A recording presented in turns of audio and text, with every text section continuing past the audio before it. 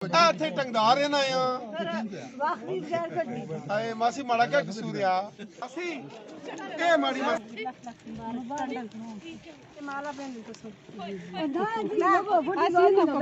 ਆਏ ਮਾਸੀ क्या हाल है ताड़ा बाल नहीं है इस वक्त मैं मिलने से कि उनमें साहब आज आपने जो है यहाँ अमन ब्रिज का दौरा किया जम्मू। हम अक्सर देखते हैं कि पीओके लेने की बात की जाती है, आज जीरो लाइन पर आप क्या संदेश देना चाहेंगे? देखिए यहाँ हम इस वक्त ये बिल्कुल नीलम नदी के किनारे हैं जिसे कृष्ण गंगा कहते हैं और जीरो लाइन पर है।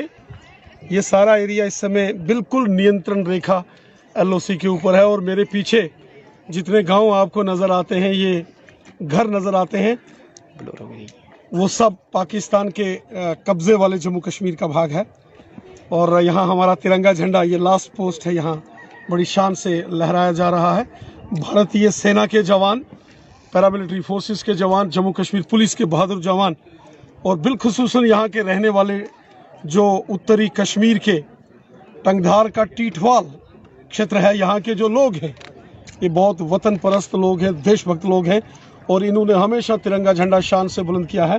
बिल्कुल मेरे सामने ये जो तिरंगा झंडा नज़र आ रहा है, इसके बिल्कुल पीछे ऊपर जहाँ पाकिस्तान के कब्ज़े वाला जम्मू कश्मीर है और वहाँ उनके झंडे भी आपको दिखाई दे रहे होंगे। यहाँ अमन सेतु है, वो ब्रिज है, यहाँ से उस क्षेत्र में कृष्ण गंगा नदी, नीलम नदी को पार करके जाया जाता है। उनको जो बिलखुसूसन यहाँ के रहने वाले लोग हैं उनको मुबारकबाद देता हूँ। टिठवाल के लोगों को, टंगधार के लोगों को, गुरेज के लोगों को, कि ये बहुत हुब्बल वतनी के जज्बे से रहते हैं। उड़ी के लोगों को, ये पक्के हिंदुस्तानी हैं।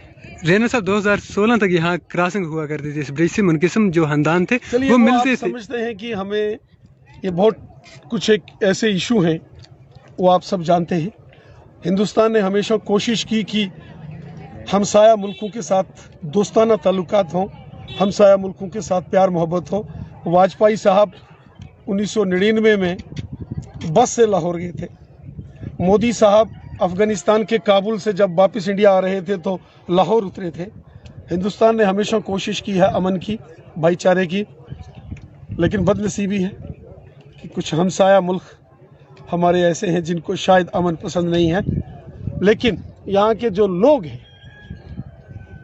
अधिकांश लोग यहाँ के पहाड़ी कबीले के लोग हैं, पहाड़ी ट्राइबल कम्युनिटी के लोग हैं और पहाड़ियों की एक खासियत है कि पहाड़ी हमेशा वतन परस्त और हुब्बल वतनी के जज्बे से काम करता है, मुल्क का वफादार है। जैसे हिंदुस्तान की आर्मी का, पुलिस का, पैरामिलिट्री फोर्सेस का जवान होता है, उसी प्रकार पहाड़ी कबीले के लोग होते हैं और यहाँ पहाड़ी लोग जो हैं उन्होंने हमेशा मुल्क का झंडा बुलंद किया है। मैं तमाम इन लोगों को और अपने आर्मी के जवानों को, बिलखुसूसन इस एरिए के अंदर जो हमारी सेना काम करती है इतने ऊंचे ऊंचे पहाड़ों पर, BSF काम करती है और हमारे जो जम्मू कश्मीर पुलिस के जवान, मैं इन सबको मुबारकबाद देता हूँ। हमारे जवानों ने ज़बरदस्त काम किया है। हमारे जवानों ने हमेशा अपने देश का झंडा बुलंद किया है और बिलखुसूसन अगर मैं जिक्र करूं इंडियन आर्मी का, इंडियन आर्मी जो हमारे देश का गौरव है, इंडियन आर्मी हमारे देश का स्वाभिमान है और इस टंगधार और टीठवाल सेक्टर में जो सेना के जवानों ने हमेशा मुल्क की हिफाजत की है।